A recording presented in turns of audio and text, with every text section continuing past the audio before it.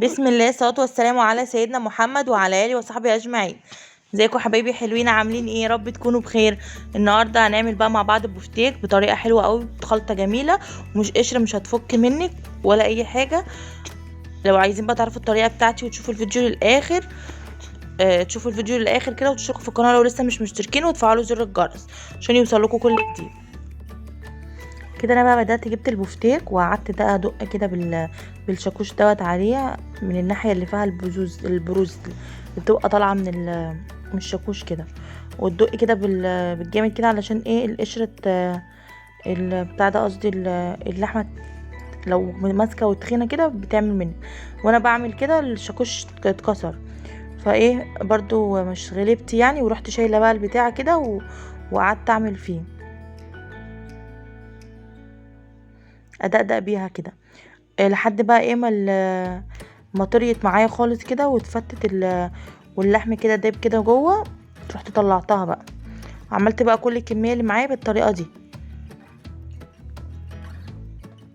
هي الدق يعني هي بين ان هو بطريقه عشوائيه، بس لا انا بدق كده من جوه لبره، من جوه لبره كده، عشان ايه اللحمه تعمل معايا يعني تطرى معايا كده وتبقى رقيقه، لان ما ينفعش البفتيك يبقى تخين يعني.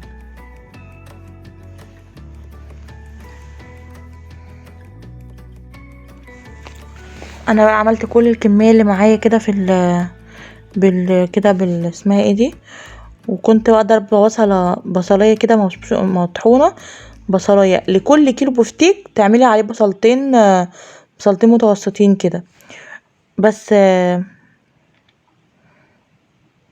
انا بقى خدت ميه البصل كده، البصله بقى انا بشرتها كويس، ضربتها كويس في الكبه، او ممكن تبشريها بمبشره برضو تبشروها ناعم خالص كده وتنزلي منها الميه كلها.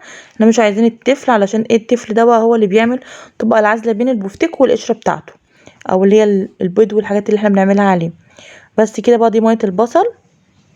هنزل بقى كل اللي هحتاجه بقى في التوابل ايه، فلفل اسمر وملح، يعني ايه معلقه بقى صغيره كده ملح، ومعلقه ورشه فلفل اسمر كده.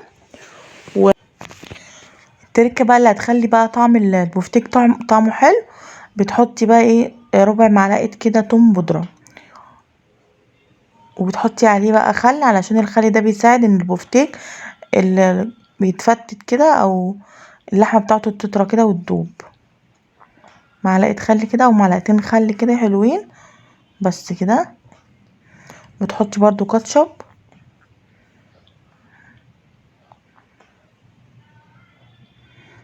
بتحطي برضو معلقتين كاتشب كده صغيرين، قصدي معلقتين كاتشب كبار. وبتحطي بقى معاكي برضو بهارات فراق، قصدي بهارات السبع بهارات يعني، بهارات لحمة او 7 بهارات. تخلطي بقى كل المكونات دي مع بعض كده، وبتدي بقى البفتيك طعم تحفة، طعم حكاية يعني، بتخلي البفتيك طعمه خطير. ومعلقة السكر برضو اللي هتساعد على السوا، هتساعد اللي تخلي اللحمة بقى كده تدوب كده في بقك كده وتستوي على طول، متاخدش وقت معاكي في القلي. بس بقى بتخلطي كل المكونات مع بعض كده، وتحطي بقى اللحمة كده بتحطيها وتفرديها، بتحطيها مفرودة في قلب البفتيك، قصدي في قلب الخلطة. لازم بقى تقلبي البهارات بتاعتك دي او التوابل بتاعتك دي كويس قوي، علشان ايه تديكي بقى طعم والنكهة كويسين. بعد ما قلبتهم بقى كده في مية البصل، بنزل عليهم باللحمة اللي انا ايه عاملاها كويس ومدقاها كويس ومنعماها خالص، ايه في الخلطه دي بقى، وقاعده في الخلطه دي من ساعتين ل3 ساعات. ويفضل لو انت بقى عايزه ممكن تسيبيها تعمليها من بالليل لتاني يوم الصبح، لتاني يوم يعني ساعه ما تيجي تقليها.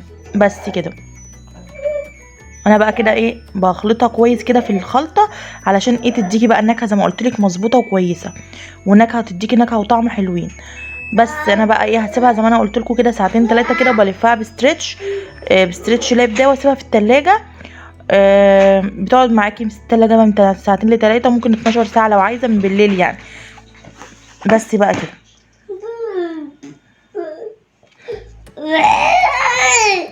طالما بقى عينيها في التلاجة لازم تغطيها زي ما قلت لك، علشان ايه ما تعملش بقى تقلبش ريحة التلاجة.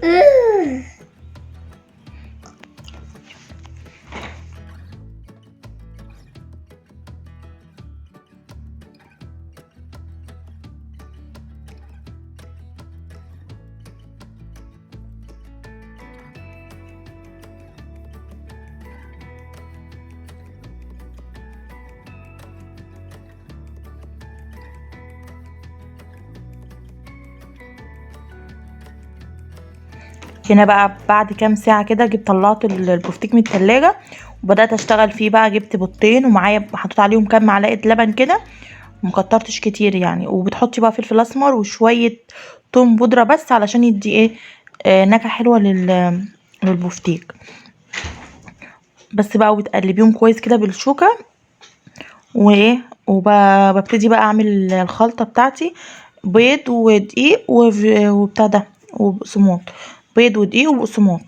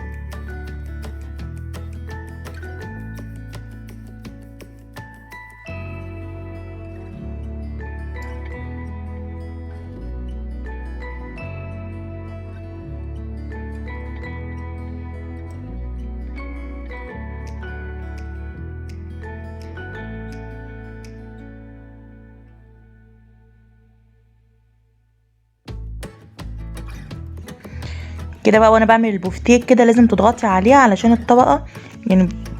تحطيه في البيض وبتطلعيه لازم تحطيه في البقسماط وتضغطي عليه من تحت ومن فوق، يعني الطبقه اللي تحت ومن الطبقه اللي فوق علشان تدن الطبقه ماسكه ماسكه في اللحمه، يعني حته اللحمه.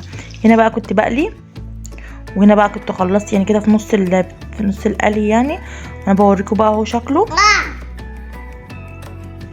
اهو الطبقه ماسكه فيه ومش فكت ولا حاجه اهو. انا بقى اخلص الكميه بتاعتي واوريكم في الاخر بقى شكله. وهو ده شكله بقى كان بعد ما خلص. لو عجبكم الطريقه بتاعتي بقى طريقه سهله خالص وبسيطه.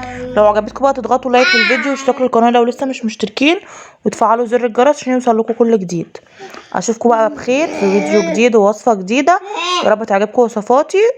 متنسونوش باللايك والشير.